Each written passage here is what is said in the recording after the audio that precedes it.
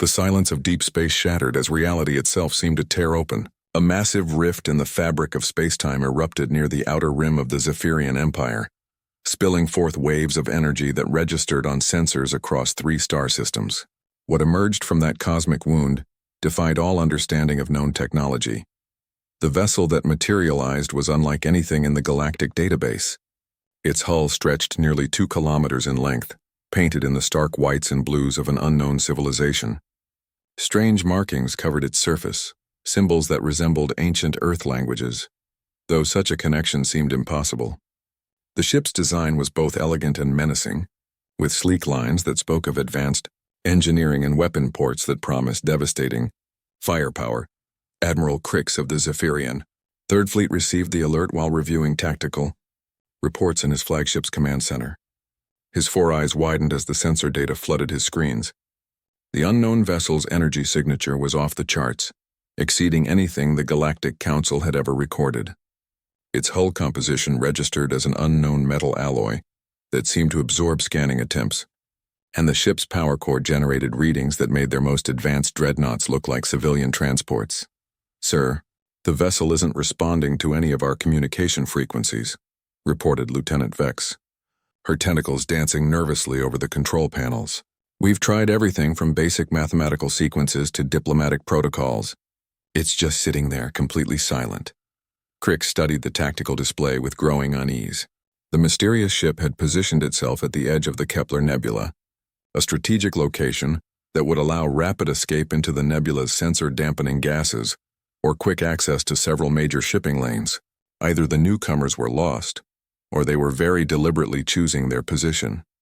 The Zephyrian Empire had dominated this sector for over 3 centuries, their advanced plasma weaponry and superior numbers keeping dozens of lesser species in line. The thought that something could challenge their supremacy was almost unthinkable. Yet the energy readings from this single vessel suggested it could match their entire battle group in raw firepower. "Deploy scanning drones," Crix ordered.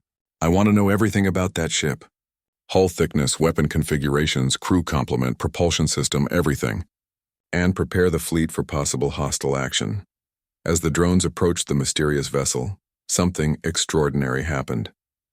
The ship's hull began to shift and change, panels sliding apart to reveal arrays of sensors and communication equipment that defied conventional design.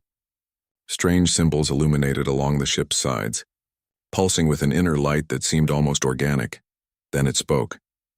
The transmission that filled the Zephyrian fleet's communication channels was unlike anything they had ever heard.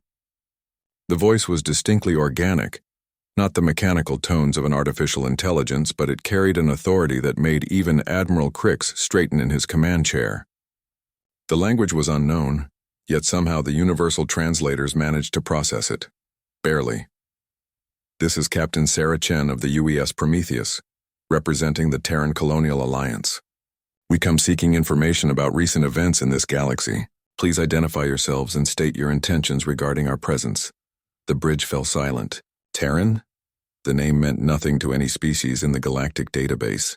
The Galactic Council maintained records going back 50,000 years, documenting every known civilization, every first contact, every extinct species.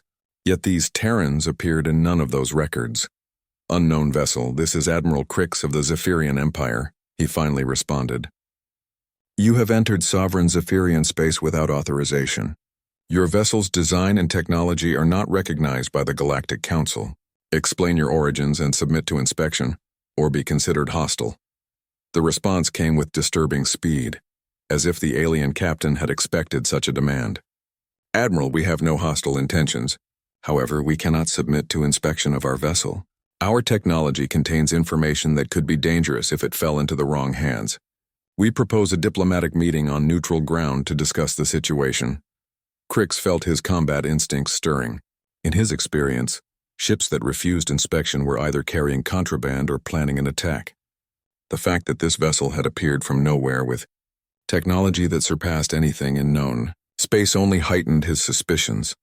"Your refusal to comply with standard protocols is noted," he transmitted back.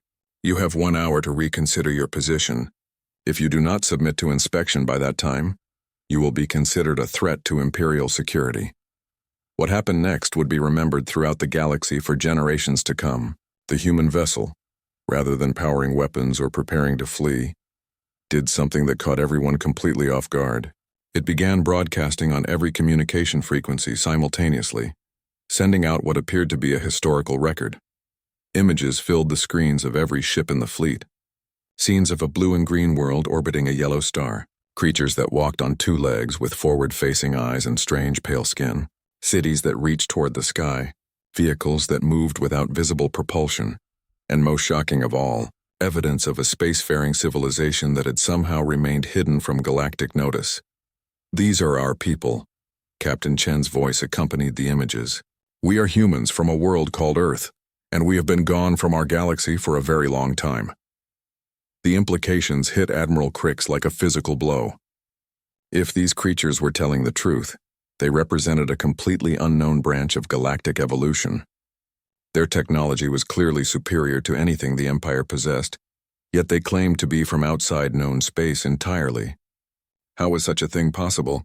As the historical record continued, showing images of massive ships launching from the human homeworld, Crix began to understand.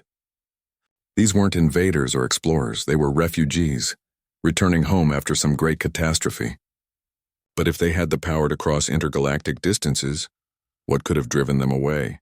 The hour deadline passed unnoticed as both fleets remained transfixed by the human transmission. When it finally ended, the silence that followed felt heavy with possibility and dread. Admiral Crix stared at the tactical display, knowing that everything had changed. The balance of power in the galaxy, the very understanding of what was possible in terms of technology and civilization, had shifted in the span of a single hour.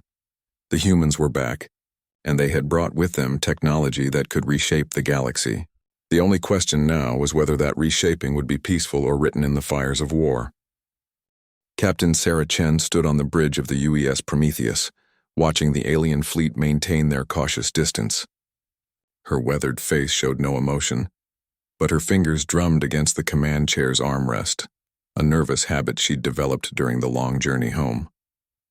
Behind her, the crew worked with quiet efficiency, their movements precise and purposeful despite the tension crackling through the ship. "Captain, we're receiving multiple scanning attempts from the alien vessels," reported Commander Marcus Webb, her first officer. "Their technology is primitive compared to ours, but they're persistent. Should we activate full countermeasures?" Sarah shook her head. "Let them scan. They won't learn anything meaningful, and it might help convince them we're not an immediate threat." She paused, studying the tactical display. "What's our assessment of their capabilities?" "Plasma-based weaponry, fusion reactors, basic energy shielding," replied Lieutenant Commander Yuki Tanaka from the science station. "Their largest vessel reads approximately 800 meters in length. Crew complement appears to be around 2,000 per ship, based on their power consumption patterns. Frankly, Captain, they're operating with technology that's about 6 centuries behind ours." 6 centuries. Sarah allowed herself a bitter smile. It felt like much longer than that since humanity had last called this galaxy home. The Great Exodus had taken place nearly 800 years ago, when the Devourers had swept through human space like a plague of locusts, consuming everything in their path. The lucky few who had escaped in the colony ships had spent generations searching for a new home among distant stars. "Ma'am, the alien admiral is requesting another communication," announced Ensign Rodriguez from the communications console. "Put him through." Admiral Crix's image appeared on the main screen, his 4 eyes betraying a mixture of curiosity and suspicion. His species, the Zephyrians, had clearly evolved from aquatic origins. Their blue-green skin glistened with moisture, and gill slits along their necks opened and closed rhythmically. "Captain Chen," he began, his voice carrying the weight of authority. "Your historical transmission raises many questions. Our records show no evidence of your species ever existing in this galaxy. How do you explain this contradiction?" Sarah had expected this question. "Admiral, how long have your people maintained galactic records?" "The Zephyrian Empire has documented galactic civilization for over 3,000 years. The Galactic Council's archives extend back 50,000 years, covering every known species and civilization." "Then your records begin long after we left," Sarah replied simply. "Admiral, humanity's civilization in this galaxy was ancient even by your standards. We explored the stars when most species were still discovering fire, But we were forced to leave when our galaxy faced a threat that could not be defeated. The bridge of the Prometheus fell silent as Sarah continued. We've spent 8 centuries searching for a new home among distant galaxies. But Earth called us back. This is where we belong, and this is where we intend to stay. Admiral Crix's expression hardened. Captain, with respect, your claims are difficult to accept. A species cannot simply disappear from galactic civilization for thousands of years and then return with superior technology. It defies all understanding of evolutionary development and technological progress. Commander Webb leaned forward. Perhaps a demonstration would be more convincing than words, Captain. Sarah considered the suggestion. They needed to establish their credibility, without appearing threatening, a delicate balance when dealing with a civilization that had clearly grown, comfortable with their technological superiority.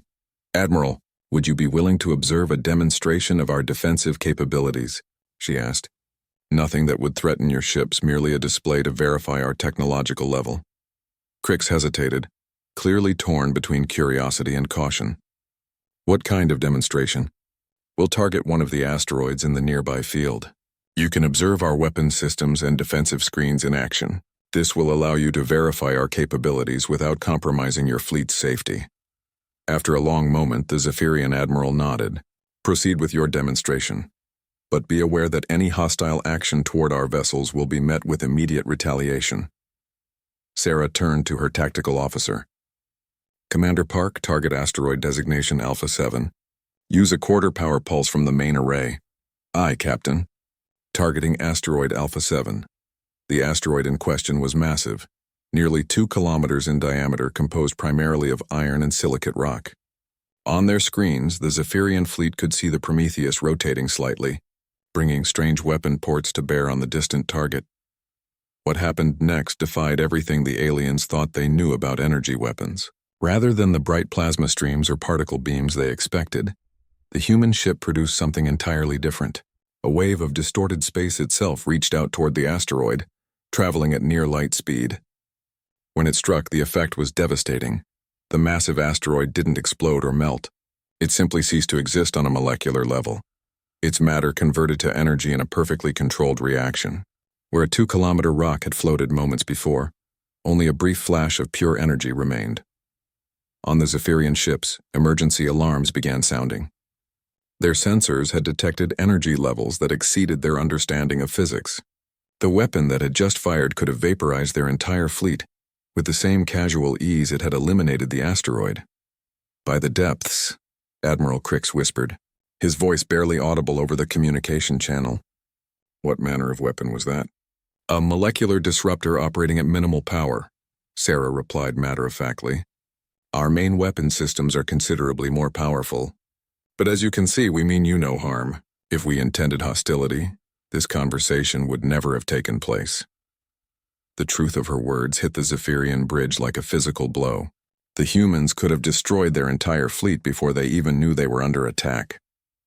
Instead, they had chosen diplomacy, sharing their history and demonstrating their power only when asked. Captain, Admiral Crix said slowly, I believe a face-to-face meeting would be beneficial. Would you be willing to come aboard our flagship under diplomatic immunity? Sarah smiled for the first time since arriving in the system. Admiral, I think that's an excellent idea. However, I suggest we meet on neutral ground. There's a suitable space station in the nearby system, uninhabited but with functioning life support. We can both bring small diplomatic teams. As they arranged the details of their meeting, Sarah couldn't help but wonder what 8 centuries of isolation had done to their former galaxy. The Zephyrians seemed honorable enough, but they were clearly accustomed to being the dominant power in their region. How would they react when they learned that humanity intended to reclaim their ancestral territories? More importantly, how would they react when they learned about the real reason humanity had returned? The Devourers were still out there, somewhere in the dark between galaxies, and they were still hungry. The diplomatic meeting would determine whether humanity would face their ancient enemy with allies or would have to clear their path through the civilizations that had grown up in their absence. Sarah hoped for peace, but the Prometheus was prepared for war. The abandoned mining station hung in the void between 2 dead worlds, its metal corridors dark and cold after decades of neglect. Once it had processed rare minerals from the asteroid belt, But when the ore ran out, the inhabitants had simply left, leaving behind a perfect neutral meeting ground for two civilizations that barely understood each other. Captain Sarah Chen materialized in the station's main conference room in a shimmer of light, her molecular transport technology leaving the Zephyrian delegation speechless. She wore a simple blue uniform marked with unfamiliar insignia, and despite her relatively small stature compared to the towering aliens, she carried herself with unmistakable authority. Admiral Crix had brought 5 of his most trusted officers, representing different aspects of Zephyrian military and scientific expertise. They stood in a defensive formation around a portable life support unit that maintained their preferred atmospheric conditions. Their gills fluttered nervously as they observed the human captain, their sophisticated sensors detecting energy signatures unlike anything in their database. "Admiral," Sarah began, extending her hand in an ancient human gesture of greeting. "Thank you for agreeing to this meeting. I know our arrival has raised many questions." Crick studied the offered hand for a moment before extending one of his own appendages. The contact was brief but significant, a symbolic bridge between two species separated by time and evolution. "Captain Chen, your demonstration of power was concerning. My science officers tell me that your weapon could destroy a planet, yet you claim to come in peace." Sarah took a seat at the conference table, gesturing for the Zephyrians to do the same. "Admiral, in my experience, peace is only possible between equals. If we had arrived defenseless, how long would it have taken before someone decided to claim our technology by force?" The directness of her statement caught the aliens off guard. In their diplomatic tradition, such blunt truths were usually hidden behind layers of ceremonial language. Chief Science Officer Vex, a smaller Zephyrian with intricate tattoos covering her arms, leaned forward with obvious curiosity. "Captain, your claim about humanity's ancient presence in this galaxy remains unverified. Our archaeological records are extensive. Surely some trace of your civilization would remain." Sarah activated a small device on the table, projecting a 3-dimensional star map of the local galaxy. Points of light began appearing throughout the spiral arms, marking locations that the Zephyrians didn't recognize. "These were human colonies 8 centuries ago," she explained. "Your people have likely encountered the ruins without recognizing them. We built our cities to blend with natural landscapes, and our technology was designed to degrade safely when abandoned. Most of our former worlds probably just look like unusually rich archaeological sites now." She highlighted a particular star system. "This world, which your charts call Xerion Prime, was once named New Geneva. We terraformed it over 300 years before we were forced to leave. Your people have been mining rare earth elements there for the past century, not realizing you're extracting the remains of our atmospheric processors." The revelation hit the Zephyrian delegation like a physical blow. Xerion Prime was one of their most valuable mining worlds, providing exotic materials that were crucial to their technology. The idea that they had been unknowingly dismantling the remnants of an ancient human civilization was both fascinating and disturbing. "If your people were so advanced," Admiral Crix asked carefully, "what could have forced you to abandon an entire galaxy?" Sarah's expression darkened. "Something we hoped never to see again, but something that we now know is still out there." She modified the star map, showing the galaxy's outer rim. "They came from the void between galaxies. We called them the Devourers, though I doubt that's what they call themselves. They consume all organic matter they encounter, converting it into raw materials for their ship cities." The conference room fell silent as the implications sank in. Commander Webb, who had accompanied Sarah to the meeting, continued the explanation. "The Devourers strip worlds of all life, then move on to the next system. They're not interested in conquest or domination. They simply need organic matter to sustain their civilization. To them, a planet full of intelligent life is just another resource to be harvested." Chief Science Officer Vex's gill slits fluttered rapidly. "How do you fight such an enemy?" "You don't," Sarah replied grimly. "Not directly. They're too numerous, too advanced, and too single-minded in their purpose. Our ancestors tried to fight them for 50 years. We lost every major engagement. In the end, the only choice was to evacuate what we could and hope they would follow their food sources elsewhere." She changed the star map again, showing projected movement patterns. "Our long-range scouts have detected their advanced fleets in the neighboring galaxy. They've consumed everything there and are beginning to look for new feeding grounds. We estimate they'll reach the outer rim of this galaxy within 20 years. The weight of this revelation settled over the Zephyrian delegation like a suffocating blanket. Their empire, which had seemed so powerful and secure just hours ago, suddenly appeared fragile and vulnerable. "But you returned," Admiral Crix observed. "If these devourers are so dangerous, why come back to face them?" Sarah stood and walked to the viewport, gazing out at the stars. "Because running didn't work. We spent 8 centuries searching for a new home, and every galaxy we explored either couldn't support our population or was already claimed by established civilizations. Earth is our home, Admiral, our real home, and this time we're not going to run." She turned back to face the aliens. "This time we're going to fight.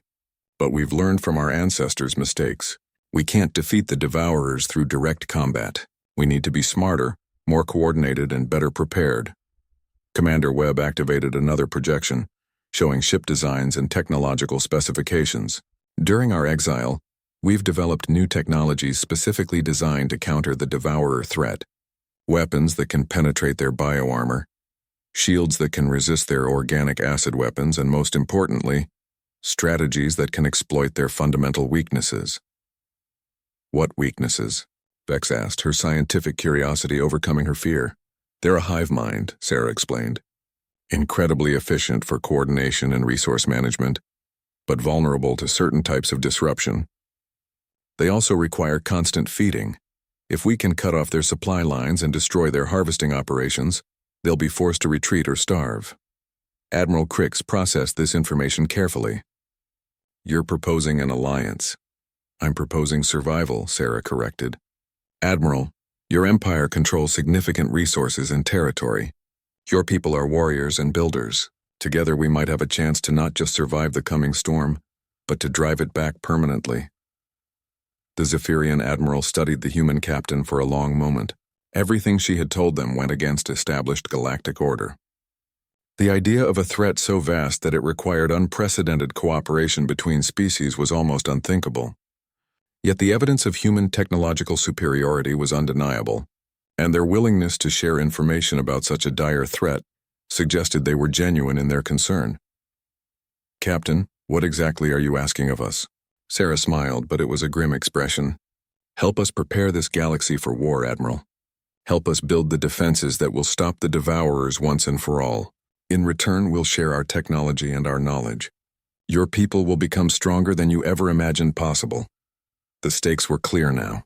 The Zephyrian Empire could either become humanity's ally in the greatest war the galaxy had ever seen, or they could eventually become food for an enemy that viewed all organic life as nothing more than raw materials. The choice, Admiral Crix realized, was no choice at all.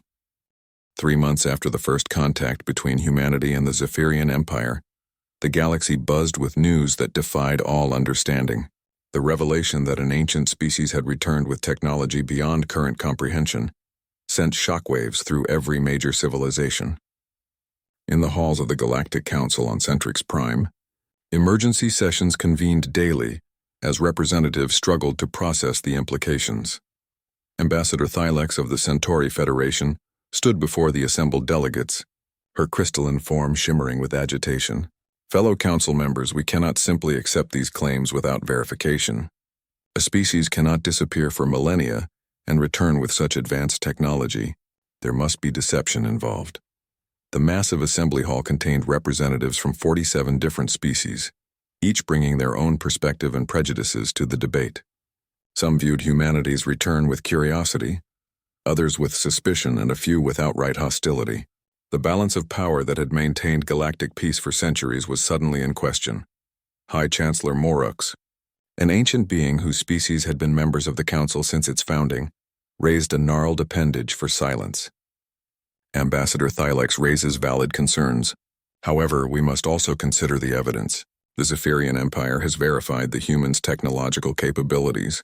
Their historical records, while unprecedented, show remarkable consistency with our archaeological findings from previously unexplained sites. In the observation galleries, Captain Sarah Chen watched the proceedings with Commander Webb at her side. They had been invited to address the Council, but the political maneuvering required patience. Every species present was calculating how humanity's return would affect their own position in the galactic hierarchy. "Captain," Webb whispered, The hegemony delegation is actively lobbying against us. They're claiming we represent an existential threat to galactic stability. Sarah nodded grimly. The Nexus hegemony controlled nearly a quarter of the galaxy's trade routes and had built their power on maintaining technological superiority over smaller species. Humanity's advanced technology threatened to upset their carefully constructed empire. The debate continued for hours, touching on every aspect of humanity's claims. Representatives questioned everything from their historical records to their motivations for returning. Some demanded that human technology be shared equally among all council members. Others insisted that humanity submit to extensive cultural and technological inspections before being granted any recognition. Finally, High Chancellor Orcs called for silence. Captain Chen, the council is prepared to hear your testimony. Please approach the speaking platform. Sarah walked calmly through the center of the assembly hall, her footsteps echoing in the vast chamber. Hundreds of alien eyes tracked her movement, some curious, others hostile. She had faced worse odds during humanity's exile, but never with so much at stake. Honored members of the Galactic Council, she began, her voice carrying clearly through the chamber's acoustic systems. I stand before you not as a conqueror or a claimant, but as a daughter of this galaxy returning home. We seek neither dominion nor submission from any species. We seek alliance in the face of a threat that will spare none of us. Ambassador Thylex interrupted immediately. Captain, your claims about these devourers remain unsubstantiated. Even if such a threat exists, why should we believe that your technology is necessary to face it? The galaxy has defended itself for millennia without human intervention. Sarah had expected this challenge. She activated a holographic projector, filling the center of the chamber with a detailed star map. Ambassador, may I direct your attention to the Kepler sector, approximately 800 light-years from here. The map zoomed in on a region of space that showed empty star systems, their world stripped bare of all organic matter. These 15 systems were reported as mining accidents by your colonial surveys 50 years ago. The official explanation was unstable stellar phenomena that rendered the worlds uninhabitable. She enhanced the image, showing the distinctive scarring patterns on the dead worlds. These are not mining accidents, Ambassador. These are feeding scars. The devourers found an isolated cluster of colonies and harvested them completely. Your surveys found the aftermath but didn't recognize what they were seeing. Murmurs of concern rippled through the assembly as representatives realized the implications. If the mysterious threat had already penetrated the galaxy's outer rim, the danger was far more immediate than anyone had imagined. High Chancellor Morux leaned forward, his ancient eyes studying the evidence carefully. Captain, assuming your analysis is correct, what do you propose we do about this threat? Sarah changed the projection to show defensive schematics and fleet formations. We need to coordinate our defenses on a scale never before attempted. The Devourer's strength comes from their ability to isolate and overwhelm individual worlds and fleets. If we can present a unified front, we can force them to fight on our terms rather than theirs. Representative Kalar of the Rigel Consortium, a species known for their military expertise, studied the tactical displays with obvious interest. Captain, your proposed defensive structures would require resources beyond the capacity of any single empire. The coordination alone would be unprecedented. Which is exactly why it might work, Sarah replied. The Devourers have never faced a truly unified galactic defense. Their tactics are based on exploiting the divisions between species and territories. If we can overcome those divisions, we gain a significant advantage. Ambassador Thylex wasn't convinced. And what guarantee do we have that humanity won't use this alliance to establish dominance over the galaxy? Your technology clearly surpasses ours. How do we know this isn't an elaborate conquest scheme? The question hung in the air like a challenge. Sarah could feel the tension in the chamber as representatives waited for her response. The success or failure of the entire alliance might depend on her next words. Ambassador, she said quietly, if we wanted to conquer the galaxy, would we be standing here asking for your permission? Our weapons could glass entire worlds. Our ships could destroy your fleets before they knew we were there. If conquest was our goal, this conversation would be unnecessary. She paused, letting the truth of her words sink in. We're here because we learned something during our exile that apparently the galaxy hasn't discovered yet. Survival requires cooperation. No species, no matter how advanced, can stand alone against existential threats. We need each other. Commander Webb stepped forward, activating additional displays that showed human colony ships and refugee fleets. During our 8 centuries in exile, we encountered dozens of species facing similar threats to their survival. Some chose cooperation and mutual aid. Others chose isolation and competition. Can you guess which ones survived? The evidence was overwhelming. Species after species that had prioritized individual advancement over collective security had fallen to various threats: resource depletion, environmental collapse, military conquest by more unified neighbors. The pattern was clear and undeniable. High Chancellor Morux raised his hand for silence. The Council will recess to consider this information. Captain Chen, you and your delegation are invited to remain as our guests while we deliberate. As the assembly dispersed, Sarah felt a mixture of hope and apprehension. The debate had gone better than expected, but she could see the deep divisions among the council members. Some species were already calculating how to profit from humanity's technology, while others were planning how to contain or eliminate the human threat. The real test would come when the Devourers arrived in force. Then the galaxy would learn whether the lessons of cooperation could be mastered in time, or whether 8 centuries of human exile had been just a temporary reprieve from inevitable extinction. The first Devourer scout ships arrived 6 months ahead of schedule, emerging from dark space at the galaxy's rim like harbingers of extinction. The mining colony on Helix 7 simply vanished overnight. 15,000 colonists reduced to processed organic matter before they could even send a distress signal. Only automated monitoring stations detected the brief, violent end of an entire world. Captain Sarah Chen stood in the command center of New Terra Station, humanity's rapidly constructed headquarters near the galactic core. The massive space installation hummed with activity as human engineers worked alongside alien specialists to complete the galaxy's first truly integrated defense network. But the news from Helix 7 cast a shadow over everything they had accomplished. The harvesting pattern matches our historical records exactly, reported Dr. Elizabeth Torres, humanity's leading expert on devourer tactics. They're using the same biomechanical conversion process our ancestors documented. 15,000 lives processed in under 6 hours. Admiral Crix, now serving as the Zephyrian liaison to the Human Galactic Defense Initiative, studied the tactical displays with grim determination. Over the past months, he had become one of humanity's strongest advocates, having seen firsthand what their technology could accomplish when properly applied. Captain, our sensor networks detected 17 distinct energy signatures during the attack. That suggests a much larger scouting force than we anticipated.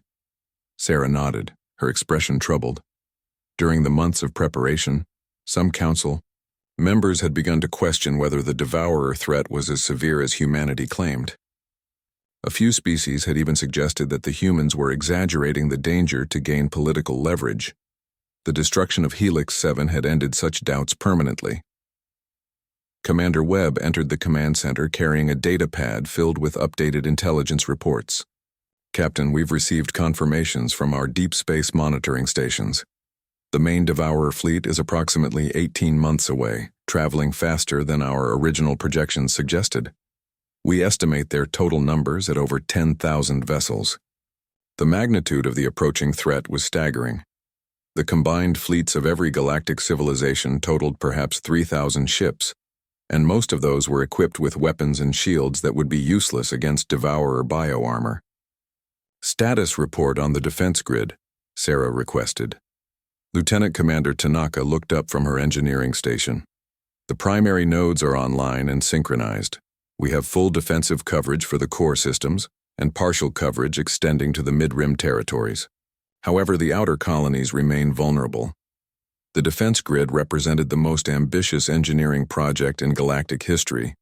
Using human gravitational manipulation technology combined with alien manufacturing capabilities, they had constructed a network of defensive stations that could project energy shields across entire star systems. But completing the grid required resources and cooperation on a scale that tested every alliance they had built. Captain, Admiral Crix said quietly, we need to discuss the outer colonies. My government is under tremendous pressure to withdraw our forces to defend Zephyrian territory. The other council members are making similar calculations. Sarah had been expecting this conversation, but it still stung. Despite months of cooperation and shared victories, the old instincts of territorial defense died hard. When faced with extinction, most species' first impulse was to protect their own territory and populations. Admiral, you know as well as I do what happens if we fragment our defenses. The Devourers will pick off the isolated systems one by one, growing stronger with each victory.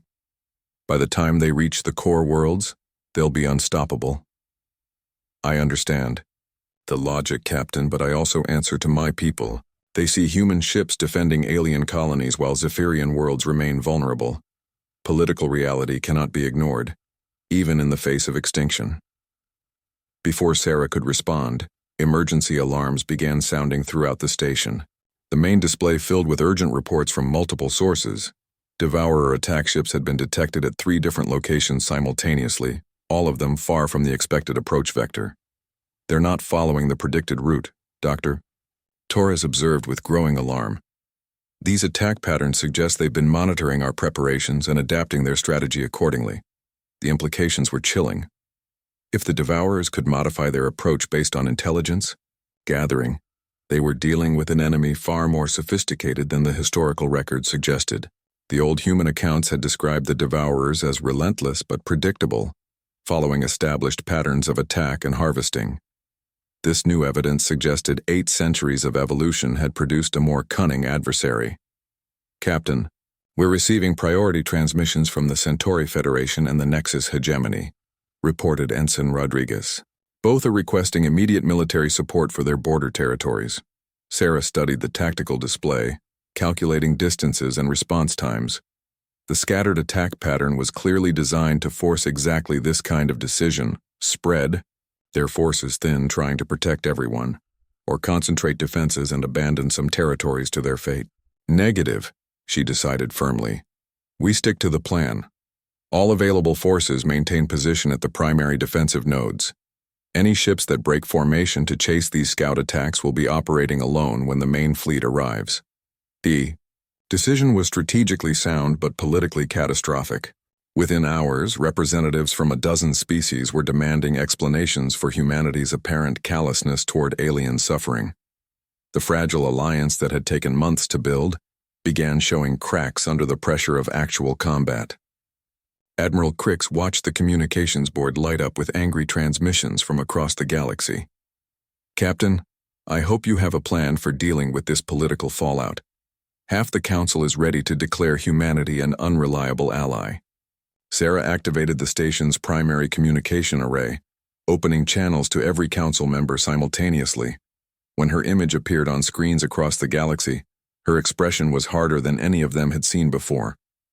Council members, I know you're angry about our response to today's attacks. You want us to save every world and protect every population. But I've seen what happens when good intentions override strategic necessity. She switched the display to show historical records from humanity's last war with the Devourers. 800 years ago, my ancestors made the same mistake you're asking us to make now. They dispersed their forces trying to protect everyone. The result was that they protected no one. The images showed the systematic destruction of human worlds, each one falling after their defenders were drawn away by diversionary attacks. The Devourers are patient and cunning. They'll sacrifice scout fleets to weaken our main defenses, then strike where we're vulnerable. If we take their bait, we'll lose everything.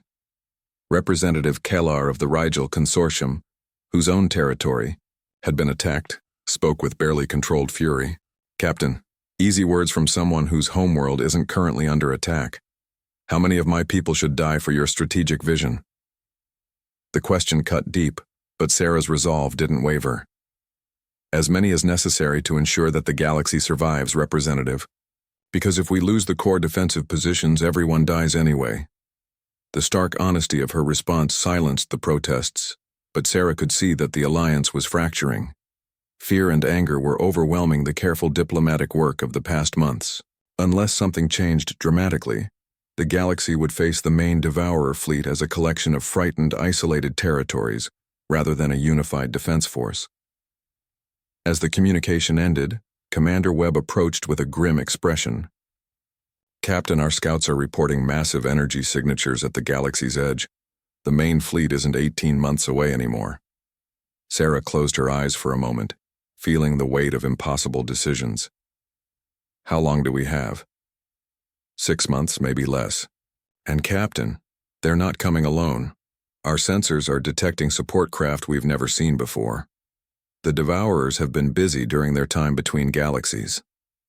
The final test was approaching faster than anyone had expected, and the galaxy remained divided and unprepared.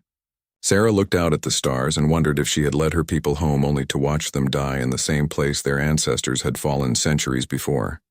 The Devourer main fleet emerged from dark space like a plague of living metal, their biomechanical ships stretching across light-years of space in perfect formation. Captain Sarah Chen watched from the bridge of the UES Prometheus as her sensors struggled to count the massive armada, over 12,000 vessels, each one larger and more sophisticated than anything in the historical records. "My God," whispered Commander Webb, staring at the tactical display. "They've evolved. Those aren't the same ships our ancestors faced."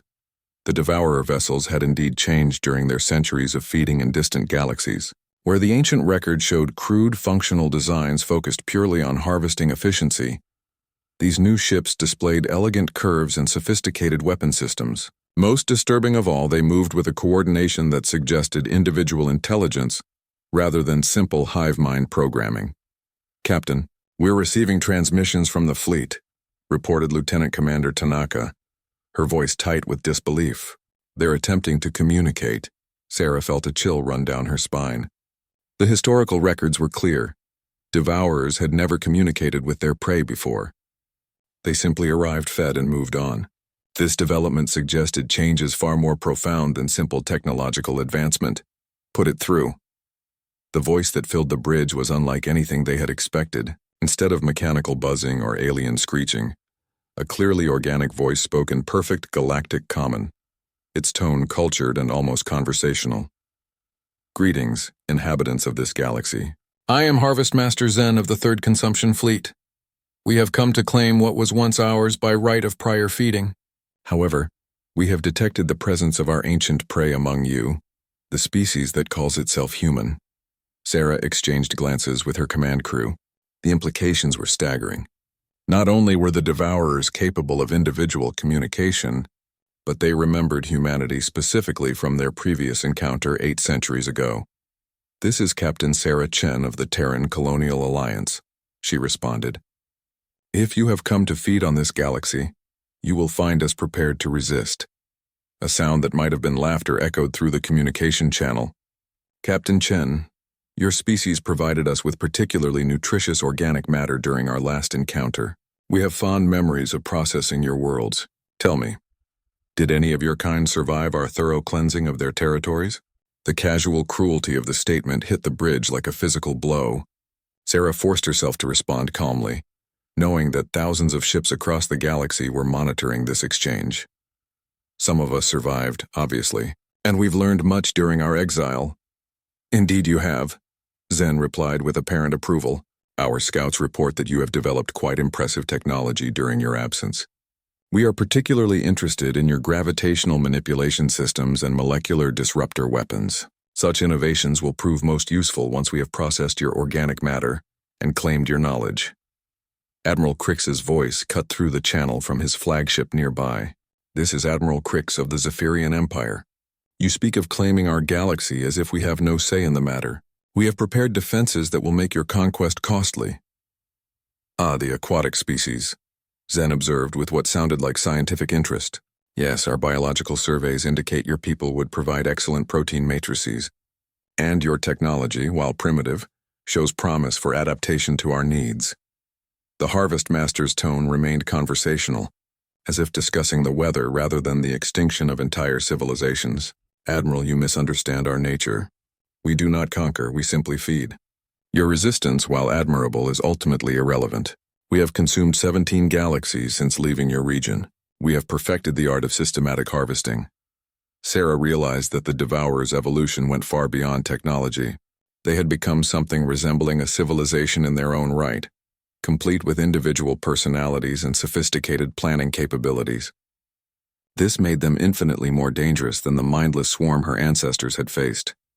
"Harvest Master," she said, "surely a civilization as advanced as yours has developed beyond the need for simple biological consumption.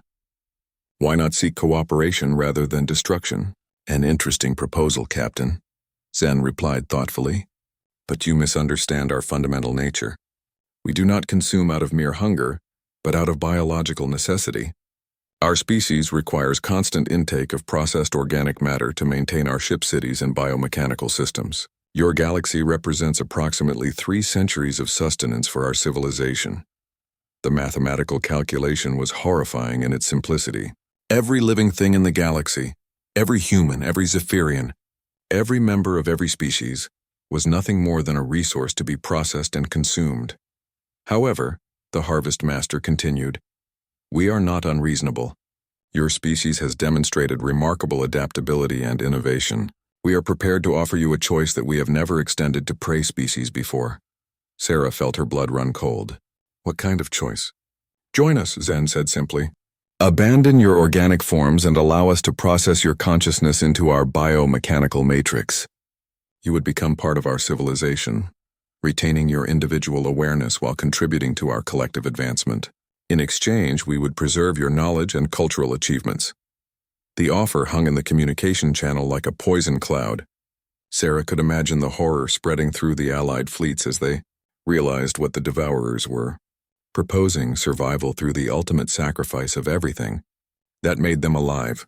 "The alternative," Zen continued pleasantly, "is systematic harvesting of your galaxy according to our established protocols. We estimate the process will require approximately 50 standard years, during which your species will experience the same fate as our previous prey." Commander Webb leaned close to Sarah. "Captain, they're buying time. While they talk, they're positioning their fleet for optimal attack formation." Sarah nodded grimly. The communication was clearly a psychological weapon as much as a diplomatic overture. By demonstrating their sophisticated intelligence and offering false hope, the Devourers were attempting to break the Defenders' will before the battle even began. "Harvest Master Zen," she said formally, "on behalf of all free species in this galaxy, I reject your offer. We choose to remain organic, free, and alive." "How disappointing," Zen replied, though he sounded more amused than upset. "We had hoped your exile might have taught you wisdom." "Very well, Captain Chen. We shall begin harvesting operations immediately.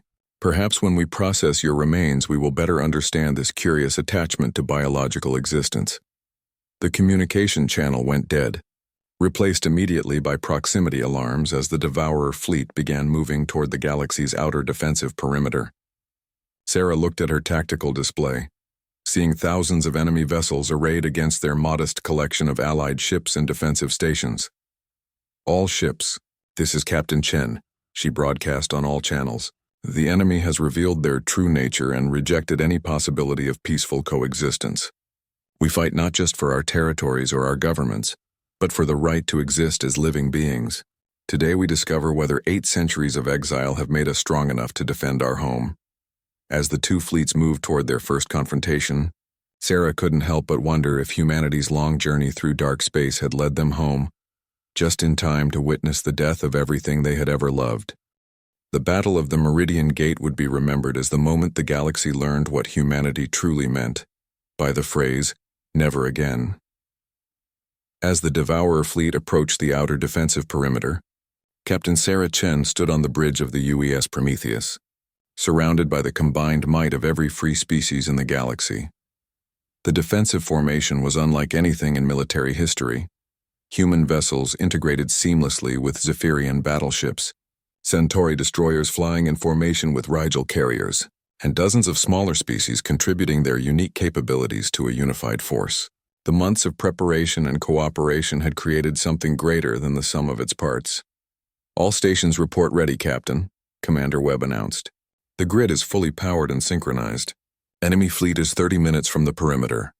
Sarah activated the fleet-wide communication system, her voice reaching every ship in the Allied Armada.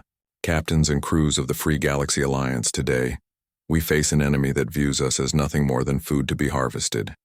They have consumed 17 galaxies, exterminated countless civilizations, and now they come for us." She paused, looking at the tactical display showing the approaching Devourer fleet. But they have never faced anything like what we have become. 8 centuries ago, my ancestors fought these creatures as separate species, divided territories, competing interests. Today we fight as one people, one galaxy, one unified force determined to prove that life itself is worth defending. The response was immediate and overwhelming. Thousands of voices from dozens of species joined in a unified battle cry that echoed across space, defying the cold mathematics of the approaching harvest. Admiral Crix's voice cut through the channel from his flagship. Captain Chen, enemy fleet is beginning to deploy harvesting drones. They're attempting to establish feeding stations at our outer colonies. All defense grid stations activate the barrier now, Sarah commanded. What happened next was visible across half the galaxy. The defensive stations that humanity and their allies had constructed began generating gravitational fields of unprecedented power. These fields interlocked and synchronized, creating a barrier of warped spacetime that stretched across multiple star systems. The Devourer harvesting drones struck the barrier and simply ceased to exist, their biomechanical forms unable to withstand the crushing gravitational forces. More importantly, the barrier cut off the enemy fleet's access to the outer colonies that they had been counting on for immediate feeding. Harvest Master Zen's voice crackled across the communication channels, for the first time showing signs of genuine surprise. Impressive, Captain Chen. Your gravitational manipulation exceeds our projections. However, barriers can be broken, and we have considerable experience in overcoming defensive measures. The main Devourer fleet responded by reconfiguring into attack formation, their biomechanical ships beginning to glow with energy as they prepared to assault the defensive barrier directly. But Sarah had spent 8 centuries learning from her ancestors' mistakes, and she had no intention of fighting a purely defensive battle. All fleet units, execute Plan Omega, she commanded. What the Devourers couldn't have anticipated was that humanity's real strategy wasn't to hide behind barriers and defensive stations. It was to use those defenses as bait for a trap 8 centuries in the making. As the enemy fleet concentrated their forces against the gravitational barrier, human ships emerged from concealment throughout the galaxy. They had been positioned using advanced cloaking technology, waiting in dark space, hidden in nebulae and disguised as asteroids. Now they struck simultaneously at every Devourer supply line and communication node. The effect was devastating. The highly coordinated enemy fleet suddenly found itself cut off from its command structure and logistical support. Individual ship cities that had operated in perfect harmony for millennia were suddenly isolated and vulnerable. Target their biomechanical connection nodes, Sarah ordered. Disrupt their hive mind coordination. Human molecular disruptor weapons, refined and perfected during centuries of exile, began systematically dismantling the organic components that allowed Devourer ships to function as a collective entity. Without their coordination advantage, the massive enemy fleet began to fragment into individual vessels operating according to basic programming. But the Devourers weren't helpless. As their coordination broke down, individual ship cities began operating with a desperate ferocity that their hive mind programming had previously suppressed. These were creatures that had survived by consuming galaxies, and they weren't going to die easily. Captain, we're taking heavy casualties, Commander Webb reported as Devourer bioacid weapons began eating through the hulls of Allied vessels. Their individual combat effectiveness is actually increasing as their coordination decreases. Sarah had expected this development. All ships execute Scatter Pattern 7. Don't try to engage them in direct combat. We're not trying to destroy them. The Allied fleet began executing hit-and-run attacks, using their superior speed and maneuverability to stay ahead of the larger Devourer vessels. But the real purpose of these attacks wasn't to inflict damage. It was to drive the enemy fleet toward a specific region of space. Admiral Crix, observing the battle from his command center, suddenly understood what Sarah was attempting. By the depth, she's herding them toward the galactic core. The galactic core was a region of space that most civilizations avoided, a dense cluster of stars surrounding, a massive black hole that made navigation extremely dangerous. But it was also the location of humanity's greatest secret weapon. As the surviving Devourer ships were driven deeper into the core region, they encountered something that changed the entire nature of the battle. Hidden in the gravitational shadow of the central black hole was a structure that defied understanding, a massive ring of exotic matter that pulsed with energy signatures unlike anything in known physics. What is that?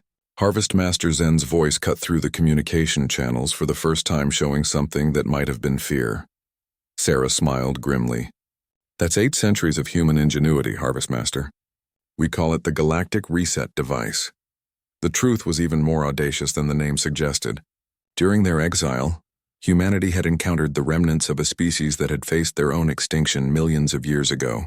In their final act, they had constructed a device capable of sterilizing an entire galaxy of specific types of energy, signatures effectively rendering it uninhabitable for biomechanical life forms while leaving organic life untouched. You're bluffing, Zen said. But his voice lacked its previous confidence. No species would risk destroying their own galaxy. We're not destroying it, Sarah replied calmly. We're cleansing it. The device will neutralize the biomechanical components that your species requires to survive. Your ship cities will become nothing more than empty hulls drifting in space. The Devourers could have retreated then. They could have withdrawn to dark space and sought easier prey in other galaxies. But 8 centuries of unchallenged feeding had made them arrogant, and they couldn't accept that their prey had become predators.